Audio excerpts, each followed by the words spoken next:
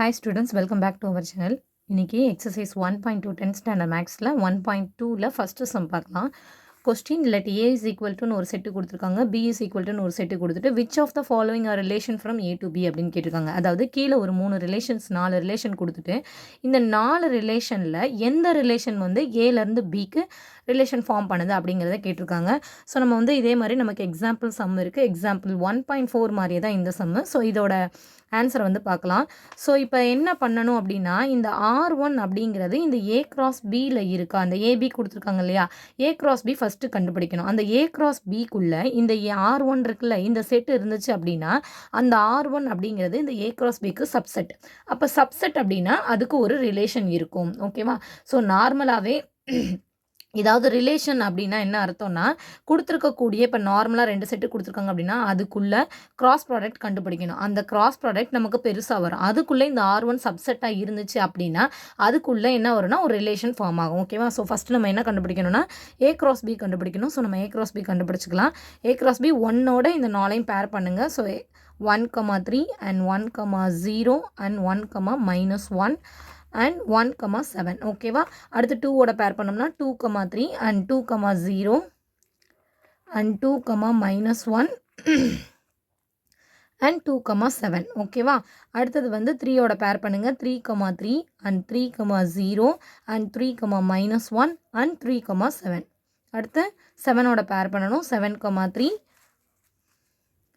7,0 and 7,-1 and 7,7. ஓகேவா? So A cross B நம்ம கண்டுபிடிச்சாச்சு. ஸோ ஃபஸ்ட்டு சம் நம்ம எழுதலாம். ஃபஸ்ட்டு என்ன கொடுத்துருக்காங்க, R1 is equal to இந்த டேர்ம் கொடுத்துருக்காங்க. R1 ஈக்குவல் டு என்னது, செட் ஆஃப் ஆல் 2,1, 7,1. ஓகேவா?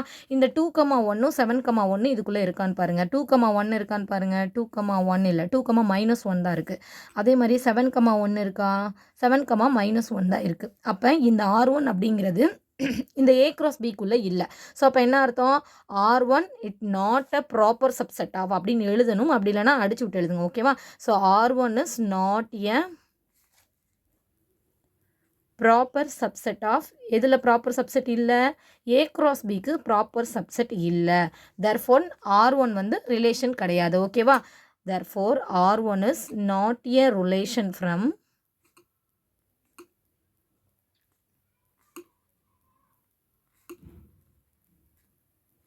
A to B. ஏலேருந்து பிக்கு R1க்கு ரிலேஷன் இல்லை. ஓகேவா? ஸோ செகண்ட் சம் செய்யலாம். செகண்ட் என்ன கொடுத்துருக்காங்க, R2ஓட வேல்யூ வந்து செட் ஆஃப் ஆல் -1,1 அப்படின்னு கொடுத்துருக்காங்க. ஸோ -1,1 இருக்கான்னு பார்ப்போமா? R2உடைய வேல்யூ -1,1 பாருங்கள். 1,-1 தான் இருக்குது. வேறு -1,1 இருக்கான்னு பாருங்கள். ஸோ இதுக்கும் வந்து கிடையாது. 1,-1 தான் இருக்குது. -1,1 இல்லை. அப்போ என்ன அர்த்தம், R2வும் நமக்கு A cross Bக்கு ப்ராப்பர் சப்செட்டு கிடையாது. So R2 is not a proper subset of A cross B. அப்போ ப்ராப்பர் சப்செட் இல்லைன்னா என்ன அர்த்தம், அது வந்து ரிலேஷன் கிடையாதுன்னு அர்த்தம். Therefore R2 is not a relation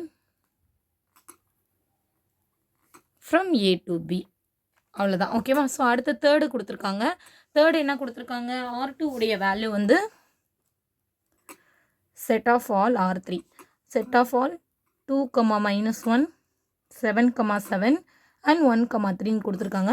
so இந்த வேல்யூஸ் இருப்பான்னு பார்ப்போமா? ஸோ 2,-1 இருக்கா, இருக்குது. 2,-1 இதில் இருக்குது. அடுத்து 7,7 இருக்குது. 2,-1 இருக்குது, 7,7 இருக்குது அண்ட் 1,3. அப்போ கொடுத்துருக்க 3 வேல்யூஸுமே இந்த R3யோட வேல்யூ ஃபுல்லாமே A cross Bயில் இருக்குது. Therefore R3 is a subset of A cross B. இப்படியும் எழுதலாம், இல்லை வேர்டிங்ஸ்லேயும் எழுதலாம். ஓகேவா? R3 இஸ் அ, அதை எழுதி காட்டிடுறேன். R3 is a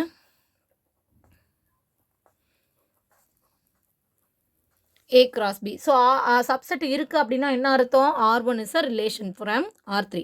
R3 is a relation from A to B. இந்த மாதிரி ப்ராப்பராக இந்த லைன்ஸ்லாம் நீங்கள் எழுதுனா தான் ஃபுல் மார்க் விழுகும். ஓகேவா? ஸ்கூலில் இதெல்லாம் சொல்லலை அப்படின்லாம் எழுதாமல் விட்டீங்க அப்படின்னா பப்ளிக்கில் மார்க்கில் வந்து விழுகாது. ஏன்னா உங்கள் ஸ்கூலில் வந்து பேப்பரை திருத்த போகிறது கிடையாது. பப்ளிக் பேப்பரை யார் திருத்த போகிறாங்க அப்படின்னா உங்களுக்கு யாருக்குமே தெரியாது. ஓகேவா? ஸோ எந்த ஸ்கூலில் இருந்து எந்த ஊரில் போய் உங்கள் பேப்பர் திருத்த போகிறாங்கன்னு தெரியாது. ஸோ வந்து அவங்களுக்கு இடம் கொடுக்கக்கூடாது மார்க் குறைக்கிறதுக்கு. ஒரு லைன் கூட விடாமல் எல்லாத்தையுமே எழுதிடணும். இது சப்செட் இல்லை அதனால தான் இது அப்படிங்கிற ரீசன் எழுதணும். சும்மா இது ரிலேஷன் இல்லை அப்படிங்கிறத மட்டும் நம்ம எழுதிட்டு போனோம் அப்படின்னா ஃபுல் மார்க் நமக்கு விழுகாது. ஸோ அதுவே வந்து நம்மளுடைய மார்க்ஸ் வந்து குறையிறதுக்கு ரொம்ப வாய்ப்பாயிடும். ஸோ அதுக்கு இடம் கொடுக்காதீங்க. ஸோ ஃபோர்த் என்ன கொடுத்துருக்காங்க, R4 உடைய வேல்யூ வந்து 7,-1 அண்ட் வேறு என்ன வேல்யூஸ் இருக்குது அப்படின்னா 0,3 கொடுத்துருக்காங்க கொஷினில்.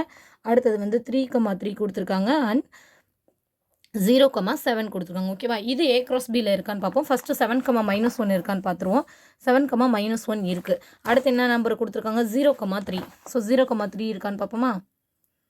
3,0 தான் இருக்குது. ஸோ 0,3 இல்லை. ஸோ ஒரு நம்பர் இல்லை அப்படின்னாலுமே அது என்ன கிடையாது அப்படின்னா ப்ராப்பர் சப்செட்டு கிடையாது. ஸோ அதனால எழுதிருங்க. R4 is not a proper subset of A cross B. ஓகேவா? ஸோ நாட் அ ப்ராப்பர் சப்செட்னா என்ன அர்த்தம், அதுக்கு ரிலேஷன் இல்லை. So R4 is not a